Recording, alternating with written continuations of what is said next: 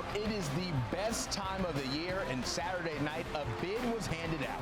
Congrats to the Tennessee State Tigers for winning the Ohio Valley Conference title and punching their ticket to the big dance for the first time since 1994. We now have 2 tickets punched. LIU Brooklyn out of the Northeast Conference will be dancing for the first time since 2018.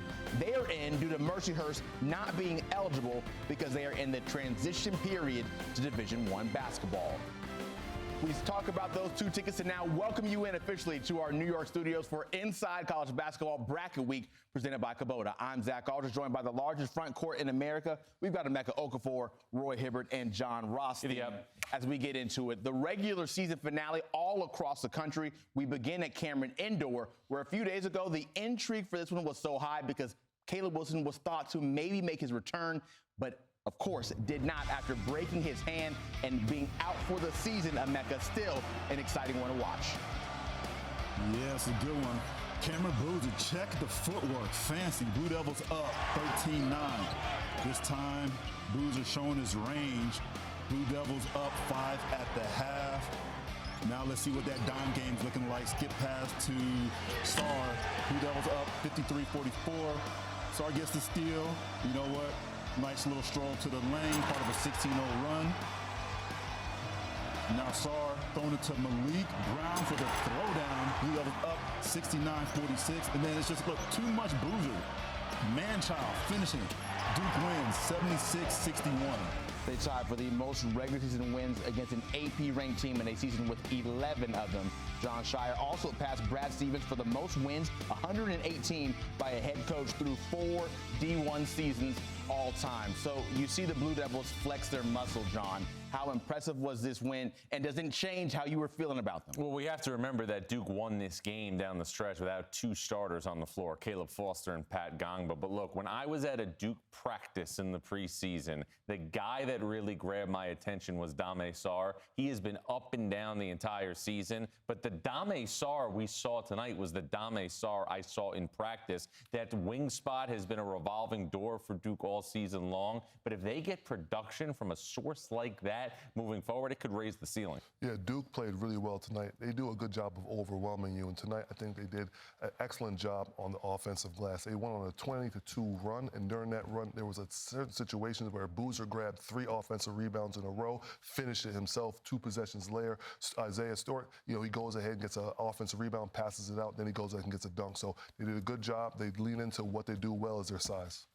Yeah, Duke's been very intriguing to me. When I saw them at the beginning of the year, I wasn't quite sure what to make of them, but they kept winning games. And now that I look at them now, they look like the best version of themselves. Everybody's gelled extremely nice. Everybody not only knows their role, but relishes in them. They're on an 8-game win streak, and I think they're going to make a lot of noise going forward. Boozer, the first player in a Duke game to have 15, 10, and 5 in a game against North Carolina since Luol Deng in 2004.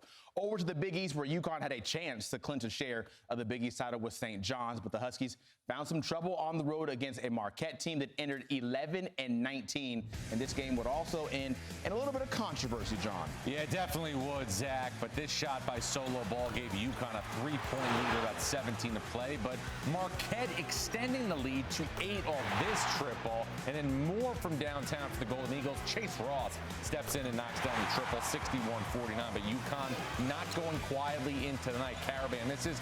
Jaden Ross with the stick back, 64-60. Now down to 5 seconds play. Silas Demery absorbs contact. No foul. Marquette grabs the ball. Dan Hurley irate. He would be ejected. With this loss, St. John's wins an outright Big East regular season title in consecutive seasons for the first time ever. Huskies shot just 3 of 24 from three-point land. That's their worst trade land percentage since 2021. After the game, Dan Hurley, who was ejected, opened up about it.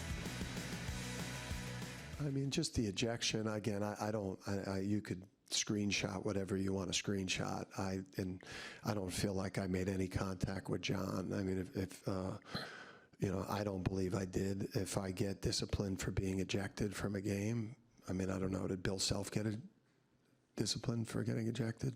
No, I've been ejected before, and I've been back out there. It's on my first rodeo. Hurley was fine. But the door is now open for a 1 seed here, Roy, with Florida, Kentucky. Oh, yeah, you can't turn your back on these Florida guards because they're going to get that steal, and Thomas Hawk is going to throw it down. And Ortega Owe, he's going to find himself open in the corner. He's going to knock down that three. The Wildcats are down 12. All right, pick and pop from Hawk. He's going to find himself open, late closeout, knock it down. Bang, bang. Then Flan, again, he's going to get out on the lane. He's going to take the contact. Actually, you know what? Initiate the contact, kicks it off the glass, foul, and one. He goes on to make the free throw. And Alex Conley said, you know what? Let me get in on this action right here. He gets to the basket. He finishes. Florida wins 84-77. 11 straight dubs for the Orange and Blue. That's the longest active streak by a major conference team. Alex Condon, a great game, same for Boogie Flan and Hauk. So now you have a UConn loss. You have a win for the Gators. Gator boys stay hot. Talk to me nice, John, about this situation. We are starting to see separation at the top of college basketball. Duke, Michigan, Arizona, in Florida. Only 2 times, one of them being last year, have all 4 number 1 seeds advanced to a Final Four. The other was 2008. Don't be shocked if it happens again in Indianapolis. I see clear separation right now. I think UConn needs to stop playing down to competition. They play so well throughout the season. I know this Big East is not as competitive as years past and as other leagues, but I don't suspect that they're going to shoot 13% from the three-point line. I don't suspect that Caravan is going to have a 2-point game where he goes 0 for 6 from the field. So I think they're going to straighten this out. This is just an anomaly right here. I know you'll pick up on that. Yeah, I agree that UConn they need to stop playing down the competition, and I do agree that, shooting 3 for 24 is an anomaly. That being said, 1 or 2, the seedings for us to determine. When you're a player, all you care about is the who and the where and the when. And as long as UConn takes this Big East tournament to get their game tight and right, I think they'll make a one heck of a run.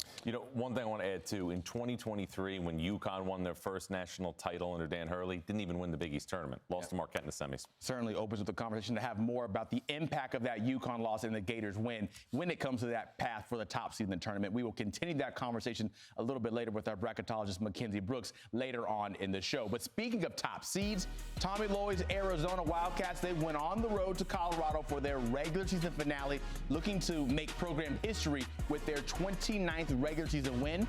So how did they fare? The answer first, not good, was Colorado up by 5 in the first half, and adding to that lead, Isaiah Johnson contested tray, 8-point advantage for Colorado, but Arizona would battle back. Braden Burries says, let's tie the game up at 46. Then Zona back down by 1. It was a great game for Koa Pete, though, doing things like he's done all season. The easy finish inside. Later on, a 2-point lead becomes a 5-point lead. Dwayne Aristotle with the triple. Now up to an 8-point game. Braden Berries all the way to the rack. Tough finish there. Arizona wins by 10. They pick up a school record 29th regular season win behind 31 points, career high from Burries. 22 of those came in the second half. Koa Pete efficient, 12 of 15 from the field with 25 points. Zona 29-2.